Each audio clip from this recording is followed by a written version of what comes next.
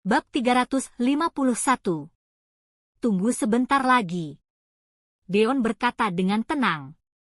Anggota keluarga Baim sudah tidak bisa menahan diri mereka pada saat ini. Orang ini jelas-jelas lagi menunda waktu.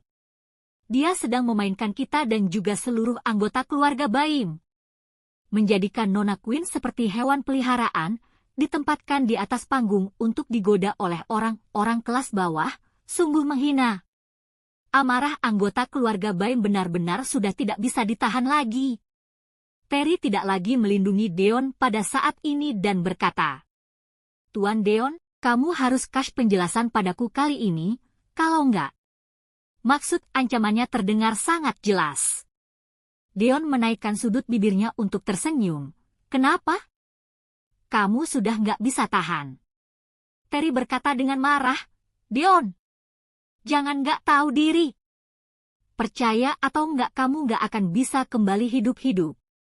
Sedangkan Queen juga sudah berjalan turun dari panggung dan berkata dengan marah, "Aku sudah menari sebanyak belasan lagu, tapi rasa sakit di kepalaku sama sekali nggak membaik dan malah tambah parah."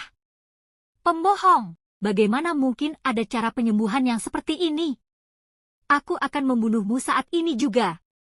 Tiba-tiba terdapat energi yang meledak di lengan Queen setelah dia baru saja selesai bicara. Anggota keluarga Baim mencibir. Meskipun Queen terlihat lemah, dia adalah seorang master bela diri yang luar biasa. Kekuatannya sekuat sapi dan bisa dengan mudah membunuh seorang orang dewasa dengan satu tinjunya. Terry juga telah menyadari bahwa Deon menipunya dan memutuskan untuk tidak lagi mempercayai Deon kali ini. Hanya saja, sosok Deon tiba-tiba bergerak seperti sebuah busur listrik saat tinju Queen mendekat. Cepat sekali! Anggota keluarga Baim terkejut pada saat ini. Queen bahkan juga tertegun di tempat. Deon muncul di belakang Queen dalam sekejap dan jari telunjuk Deon menyentuh dahinya. Sepertinya waktunya telah tiba." Wus! 3 jarum perak diarahkan ke dahi Queen pada saat yang sama dan ditusuk dengan keras. "Ah!" Terlihat Queen menjerit dengan keras, kemudian terjatuh di tanah dengan seluruh lubang mengeluarkan darah dan tubuhnya mengejang. "Nona Queen! Putriku! Sudah meninggal." Adegan ini benar-benar membuat anggota keluarga Baim marah, terutama Terry yang meraung dengan marah pada saat ini. "Aku dengan baik hati mengirim putriku untuk menerima pengobatan darimu dan juga menerima semua permintaanmu yang menjijikkan. Tapi pada akhirnya kamu malah membunuh putriku. Pengawal! Kepung bar suaka biru ini, aku mau dia mati." "Tuan Besar, bar suaka biru adalah tempat kekuasaan Ratu Irina. Kita sama saja dengan berperang dengannya kalau bertarung di sini." Semua anggota keluarga Baim heboh saat mendengar ucapan ini. Rencana Terry pada awalnya adalah membunuh Deon secara diam-diam. Dengan ini masalah ini sama sekali tidak bisa dipastikan meski terdapat kecurigaan.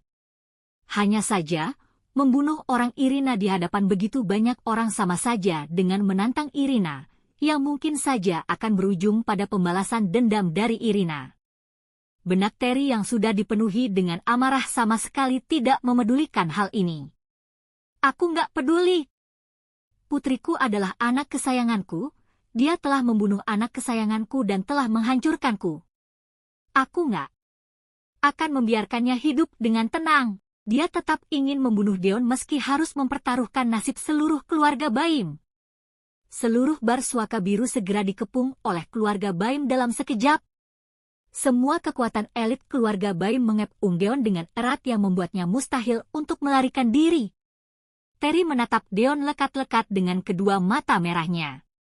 "Apakah kamu punya ucapan terakhir? Jangan lupa meminta maaf pada putriku setelah sampai di dunia bawah tanah." Deon meliriknya dengan datar, "Siapa yang bilang putrimu pergi ke dunia bawah tanah?" "Ayah!" Setelah Deon selesai mengucapkan ini, suara wanita yang riang tiba-tiba terdengar dari belakang. Terry langsung tertegun dan benaknya mengosong. Bab 352. Dia menoleh ke belakang. Tidak disangka dia melihat Queen yang masih hidup berdiri di depannya. Terry langsung tertegun di tempat. Queen, kenapa kamu, bukankah kamu? Dia sangat terkejut sampai tidak bisa berkata-kata. Deon berkata, bukannya aku sudah bilang kalau aku bisa mengobatinya? Kenapa kalian yang merupakan sekelompok orang gak berguna malah menggangguku? Tidak ada yang menjawab dan tidak ada yang berani menjawab.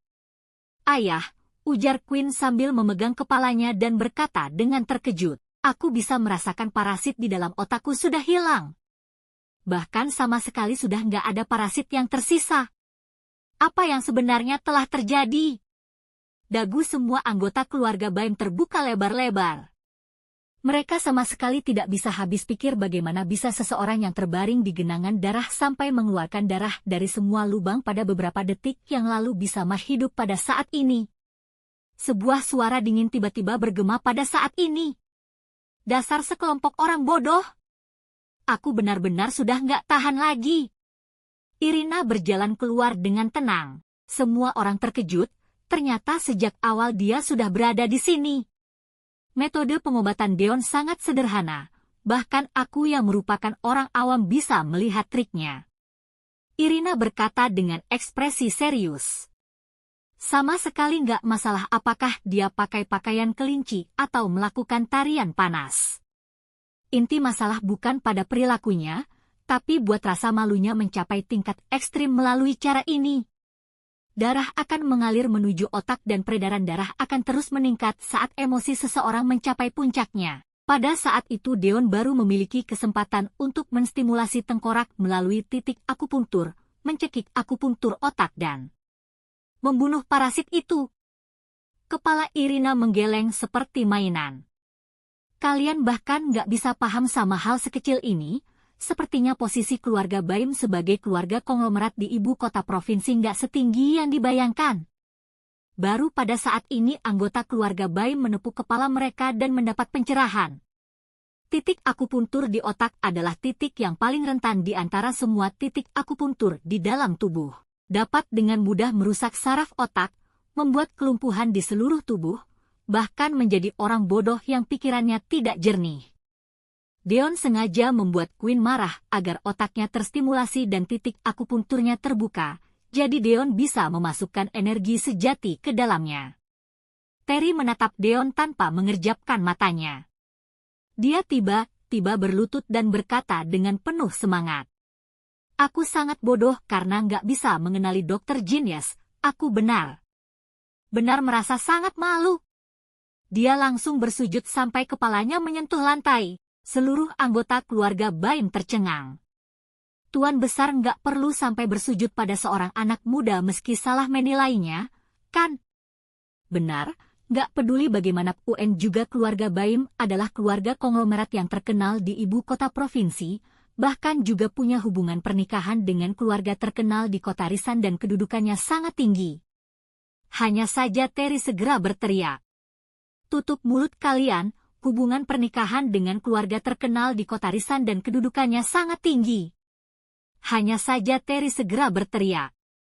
Tutup mulut kalian, banyak dokter genius yang hidup dalam pengasingan menolak semua undangan kami karena sikap arogan kalian. Kalau benar-benar menyerang Dr. Genius hari ini, apa yang akan dihadapi keluarga Baim bukan cuma kegelisahan, tapi juga akan menghadapi bencana. Kalau benar-benar membunuh Deon, maka pembalasan dendam dari Irina tidak akan berdasar. Benar. Anggota keluarga Baim menundukkan kepala mereka dengan tidak terima. Semuanya berlutut. Minta maaf pada Dr. Genius atas tindakan gak sopan kalian. Terry berteriak dengan keras. Wus, semua anggota keluarga Baim berlutut. Deon sama sekali tidak tertarik dengan reaksi anggota keluarga Baim, dia berbalik dan berkata pada Irina. Aku sudah menyelesaikan permintaan bantuanmu, aku sudah bisa pergi sekarang, kan? Irina berkata sambil tersenyum. Tentu saja. Proyek di kota Gemerlap pasti akan kuberikan padamu. Tenang saja. Sebenarnya beberapa pemimpin lokal dan perusahaan asing dari luar negeri sangat menyukai proyek ini dan harga yang ditawarkan juga tidak rendah. Hanya saja Irina tetap memberikan proyek ini untuk Deon.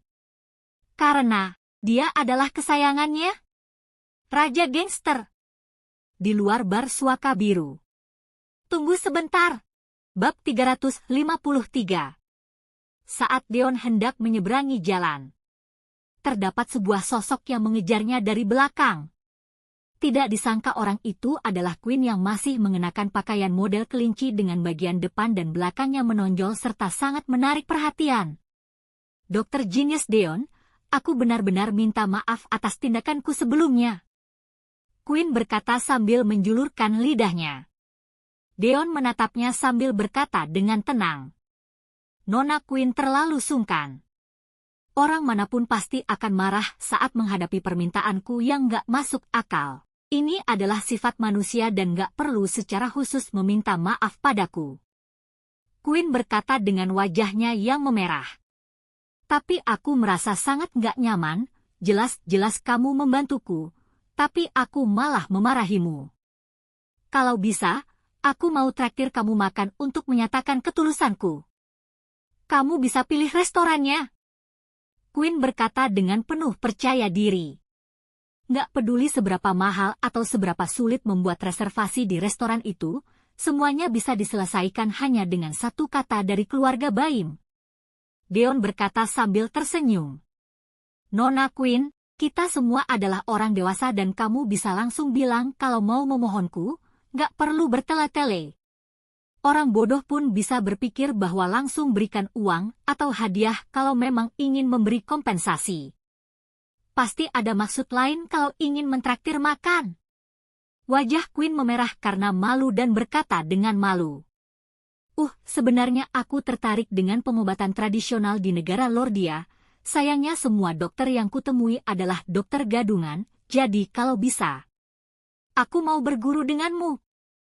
Queen mengangkat kepalanya dan berkata dengan serius. Deon tertegun sejenak dan tertawa kecil. Berguru dengannya? Gadis ini benar-benar sangat bodoh tapi lucu.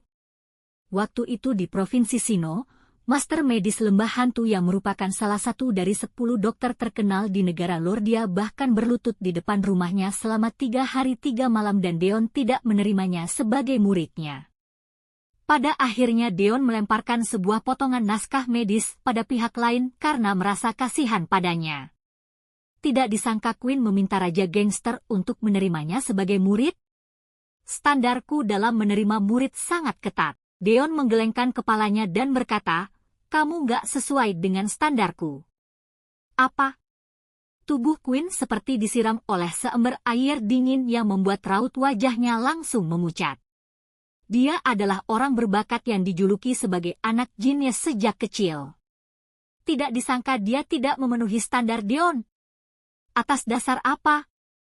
Aku sama sekali nggak terima. Bagaimana mungkin aku nggak sesuai standar? Amarah Queen melonjak lagi. Deon melanjutkan, aku membagi bakat medis menjadi 5 tingkat. Tingkat paling bawah adalah dokter praktek atau klinik kecil. Tingkat kedua, punya kesempatan untuk praktek kedokteran di rumah sakit standar, tapi posisinya nggak akan berubah selama seumur hidup. Tingkat ketiga, bisa jadi dokter spesialis di sebuah rumah sakit besar dan levelnya sedikit lebih tinggi. Tingkat keempat, dokter yang dapat hadiah Nobel dari luar negeri, 10 dokter terkenal di negara Lordia dan lain-lain. Deon berhenti sejenak saat mengatakan ini. Tingkat kelima, nggak lebih dari 3 orang di negara Lordia termasuk. Aku saat ini.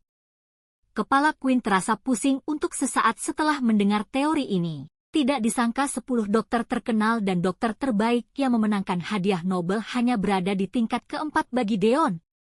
Sedangkan dia sendiri berada di atas orang-orang ini. Kalau gitu aku ada di tingkat berapa? Tanya Queen dengan tidak terima. Deon tersenyum tipis. Kamu ada di tingkat kedua.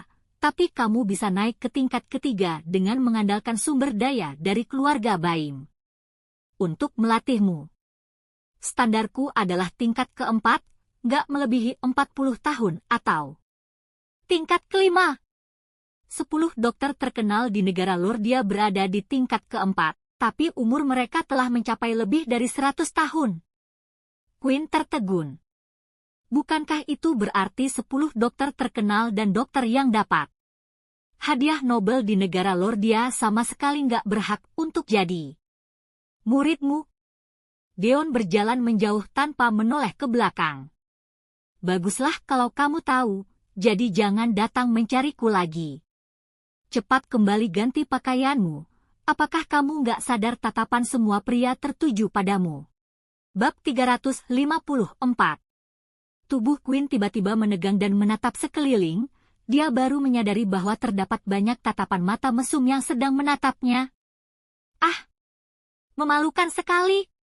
Sejak kapan dia yang merupakan seorang nona muda dari keluarga konglomerat mengalami rasa malu seperti ini pinggir jalan? Queen menutup wajahnya dan sangat ingin bersembunyi pada saat ini. Sedangkan Deon tertawa terbahak-bahak. Gadis ini seharusnya tidak akan menemuinya lagi untuk sementara waktu in-1. Berlatihlah selama beberapa tahun lagi jika ingin menjadi muridnya. Terdapat sebuah panggilan saat Deon hendak kembali ke rumah dan suaranya terdengar sangat menawan. Deon, besok adalah hari konferensi seni bela diri Provinsi Hollow. Jangan sampai telat. Sally benar-benar tidak bisa menghilang. Dia baru teringat dengan hal yang dia janjikan pada Sally sebelumnya. Ekspresi Deon terlihat sangat masam. Bolehkah aku nggak pergi? Terserah kamu. Lagi pula kamu cuma bisa memohon padaku kalau mau tahu informasi tentang ayahmu. Sally tertawa licik dan segera memutuskan panggilan. Sialan! Wanita ini sangat menyebalkan. Kepala Deon tiba-tiba terasa sakit. Gurunya benar-benar sangat pandai memilih. Calon istrinya ini benar-benar bukanlah orang yang mudah dihadapi. Keesokan harinya, di sebuah pinggiran kota Cielo, konferensi seni bela diri Provinsi Hollow dilaksanakan sesuai jadwal. Terdapat banyak seniman bela diri dan sekte dari seluruh provinsi Hollow, bahkan juga terdapat banyak orang biasa yang berkumpul untuk melihat konferensi ini. Sekte Faira, sekte Taldi, sekte Weiro dan sekte terkenal lainnya sudah datang. Bahkan terdapat beberapa keluarga konglomerat dari ibu kota provinsi. Lebih dari setengah seniman seni bela diri yang sebelumnya menduduki peringkat bela diri Provinsi Hollow sudah datang. Mereka semua mengincar peringkat yang lebih tinggi. Astaga! Ada Raja Batu Hitam, orang berlengan 8 dan kultivator lepas lainnya yang juga datang. Konferensi seni bela diri ini benar sebuah acara yang sangat luar biasa. Orang pejalan kaki juga merasa sangat terkejut. Para hadirin relatif tenang, tapi mereka juga sangat berisik. Karena susunan acara konferensi seni bela diri tahun ini sangat mewah.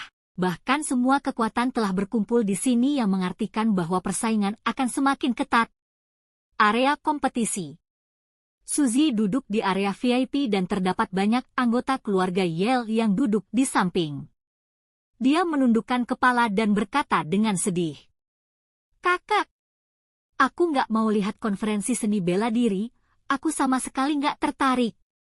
Ahmad yang sedang duduk di samping memiliki senyum ramah di wajahnya, tapi terdapat nada mendominasi yang tidak terasa dalam nada bicaranya. Keluarga Yale adalah keluarga konglomerat di ibu kota provinsi yang merupakan sebuah keluarga seni bela diri. Bagaimana mungkin kita bisa nggak menghadiri acara seperti ini? Aku bisa suruh kakak pertamamu datang sebelum ini, tapi saat ini kamu adalah pewaris keluarga Yale dan tentu saja kamu punya kewajiban untuk hadir. Ahmad juga memiliki niat tersembunyi dan berkata sambil tersenyum. Selain itu ada banyak pemuda berbakat yang datang dari provinsi Hollow. Semua orang ini bisa digunakan oleh keluarga Yale di masa depan.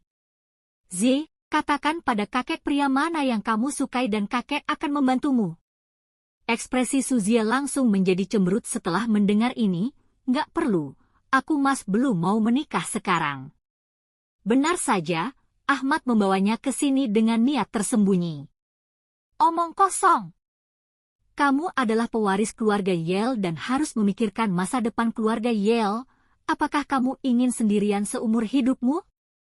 Kalau begitu siapa yang akan meneruskan generasi keluarga Yale? Ekspresi Ahmad langsung menjadi masam setelah mendengar ini, kemudian dia menunjuk seseorang yang berada tidak jauh dari sana dengan senang. Lihat orang itu. Hasan dari sekte Faira, dikatakan bahwa dia sudah berhasil menguasai tubuh Faira yang tidak dapat dihancurkan hingga ke tingkat ekstrim di usianya yang masih muda. Selain itu dikatakan bahwa dia adalah orang yang baik dan gak ada skandal, dia benar-benar adalah pria yang cakap dan rendah hati. Suzy tanpa sadar mengerutkan keningnya saat mendengar penjelasan. Ahmad ingin menjodohkannya lagi? Bab 355, Kakek, aku, Suzy baru saja ingin menolak, hanya saja segera disela oleh Ahmad. Jangan terburu-buru untuk mengambil keputusan. Sebentar lagi dia akan naik panggung dan kamu bisa buat keputusan setelah lihat kemampuannya. Suzy tidak memiliki pilihan selain terus menonton dengan sabar. Konferensi seni bela diri secara resmi dimulai setelah 2 menit berlalu. Persaingan sengit dimulai di seluruh panggung besar. Hasan melangkah ke panggungnya sendiri. Lawannya adalah Hendo yang merupakan pendekar pedang dari sekte Taldi. Dia ahli dalam keterampilan pedang. Hasan, kamu bahkan gak punya senjata. Bagaimana kamu bisa melawan senjata besi hitamku? Wajah Hendo dipenuhi dengan ekspresi jijik saat melihat Hasan. Kamu gak akan mati kalau menyerah sekarang. Dia tidak ingin menyinggung seluruh sekte Faira hanya karena membunuh Hasan. Siapa sangka Hasan hanya tersenyum tipis dan berkata, aku juga sama, orang rendahan sepertimu gak pantas bertarung denganmu. Menyerahlah. Hendo langsung marah dan berteriak dengan keras, bilang saja kalau kamu mau mati. Aku akan mengabulkan keinginanmu, kemudian mengerahkan keterampilan pedangnya. Energi pedang yang menakutkan meledak dari sarung pedang. Sebuah cahaya biru segera mendekati leher Hasan. Hanya saja pada saat itu, Hasan tiba-tiba mengangkat kepalanya dan menghalangi ujung pedang pihak lain hanya dengan 2 jarinya. Bagaimana mungkin? Raut wajah Hendo langsung berubah. Tidak disangka dia lebih cepat daripada keterampilan pedangnya. Apakah kamu nggak terima? Hasan melonggarkan kedua jari pada detik berikutnya dan berkata sambil menunjuk tenggorokannya. Sekarang aku menyerah. Kamu bisa pakai pedangmu dengan sesuka hatimu. Kamu menang kalau bisa melukaiku. Hendo marah setelah mendengar ini. Untuk apa kamu begitu sombong? Bagus, kamu merasa sangat hebat, kan? Kalau begitu aku akan membiarkanmu terus merasa hebat di dunia bawah tanah. Setelah itu, energi sejati dalam tubuhnya meledak. Dia mengeluarkan sebuah pedang yang sangat kuat, seperti ular berbisa yang keluar dari lubangnya, yang langsung bergerak menuju tenggorokan Hasan. Hanya saja pada saat ini pedangnya patah. Pedang itu terbelah menjadi 2 setelah menyentuh tubuh Hasan. Ini sama sekali nggak mungkin. Hendo seperti melihat hantu. Seluruh tubuhnya bergetar dan terus melangkah mundur. Pedangku terbuat dari besi hitam dan lebih keras puluhan kali lipat dari baja. Bagaimana mungkin kamu bisa mematahkannya dengan mudah? Hasan tersenyum jahat. Dasar bodoh. Tubuh Faira yang tidak bisa dihancurkan dari sekte. Faira adalah tubuh yang bisa bertahan dari gempa bumi dan tsunami. Apalagi pedangmu. Setelah ucapan ini diucapkan, sosok tubuhnya seperti sebuah badai yang langsung menjatuhkan Hendo ke tanah hanya dengan 1 telapak tangan, yang membuat seluruh tubuh Hendo patah tulang. Seluruh orang terkejut, kekuatan Hendo juga terkenal di kalangannya, tapi tidak disangka pihak lain dapat mengalahkannya dengan mudah. Ahmad berkata sambil tersenyum, sudah kubilang kalau pandangan kakek nggak mungkin salah. Hasan adalah pria yang baik, apakah kamu benar-benar nggak mau mempertimbangkannya? Suzy, Hasan yang berada di atas panggung bahkan merasa lebih sombong.